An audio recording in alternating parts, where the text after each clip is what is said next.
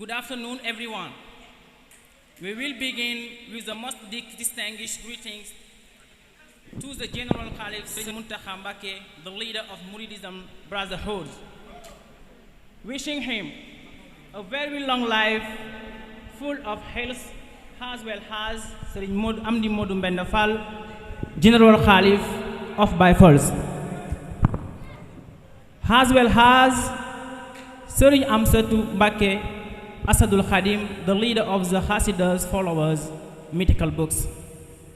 We are addressing to all Muslims, to all Murids, particularly to the Hasidas followers, our sincere greetings on the name of daray, Etou, wakhtane, borom, touba.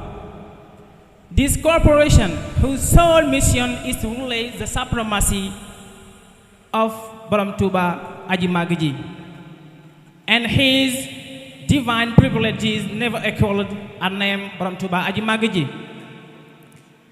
We thank you for your great presence on the 4th General and Annual Meeting for the preparation of the reception of the month of Safar.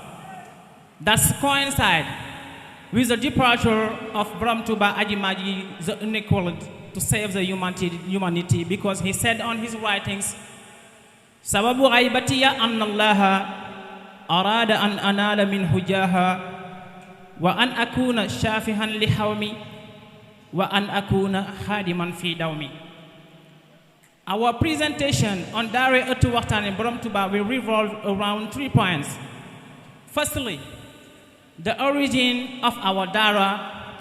Secondly, the activities of our dara. And thirdly, the objectives of our dara. Our dara was born in July 28, 2018, after the merger of two groups, Etou borom touba and daray, wakhtane, borom touba. Next, we will introduce you to the activities of the dara. They are exclusively reserved on programs in which we only talk about borom touba and the welcome day of Safar's month. However, the programs in the dara happen in China like WhatsApp, YouTube, Telegram, and TikTok, with different subjects that help the Murid believer to keep and increase his admiration for borom touba Aji Magiji. These shows are each Saturday, Jatayu wakhtane borom touba, to speak about borom touba. Each Sunday, Jotayu Sokhna, reserved for the women of our dara. Each Monday, Karamati Khattu Yadi, which speaks of the miracle of the Hasidas mythical books.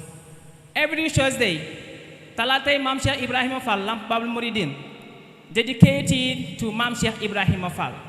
Wednesdays, Jatayu Kennal borom touba, where we talk only about the singularity of borom touba among all creatures, inviting a singularist of borom touba Aji Magiji. Tuesdays, Jotayu Magi Muridi, dedicated to the companion of borom touba, Jotayu Murid. On Fridays, in which we invite a Murid to a debate to promote the knowledge between us. Jotayu Chedam, the monthly program that talk about the unlimited greatness of borom touba, as well as another program every fortnight called Nehitu Hasida, in which we invite a Hasida singer. All these programs, to make the group arrive, are only used for the culmination of the great month of Safar on the evening of the 29th day of Tamkharit month, to the east of the Grand Mosque of Touba. With the agreement of Serigne Muntaha Mbake. In addition to that, we have a section in the dara responsible for teaching women to read the Hasida well and teaching them how a Murid woman should behave. We are coming to our objective. They are based on several aspects we can code. Create dara to spread the teaching of borom touba Aji Magiji, gather the directives and advices of borom touba Aji Magiji in Wolof and in other languages to make it universal, because he said, nafahani wa biya yanfa'ul wara wallahu yansuruni wal khalqu tadbahuni fil barri wal bahri za nafhin bila dararin. Acquire materials in image and sound for the broadcasting of these programs and meeting mentioned below. To achieve our goal, we seek materials and financial support for everyone. In the hand, here are the clarification we had to make you in our Dara. Everything begins on Borom Touba, the eminence, and ends on Borom Touba, the eminence. Remember that the Dara had the agreement of Serigne Mountakha Mbacké, who prayed and magnified the work while adding that this work is done for him.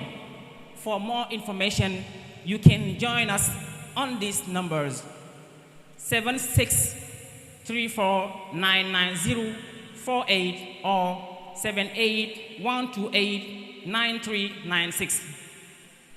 The Dara opens his door to all believers thirsting for living Borom Touba, because Etou bi yaatu na te suuf si nooy na.